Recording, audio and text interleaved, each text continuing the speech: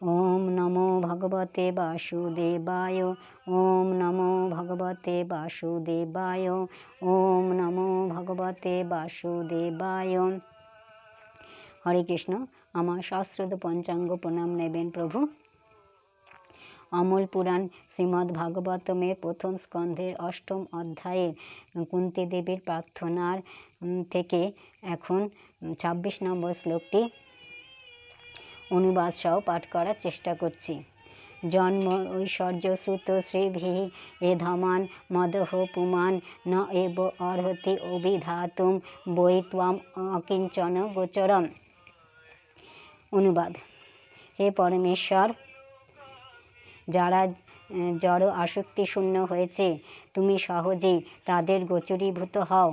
আর যে ব্যক্তি জড় জাগতিক প্রগতিপন্থী এবং সম্ভ্রান্ত কুলোদ্ভূত হয়ে বিপুল ঐশ্বর্য, উচ্চ শিক্ষা, দৈহিক সৌন্দর্য নিয়ে আপন উন্নতি লাভে সচেষ্ট, সে ঐকান্তিক ভাব সহকারে তোমার কাছে আসতে পারে না। হরে কৃষ্ণ।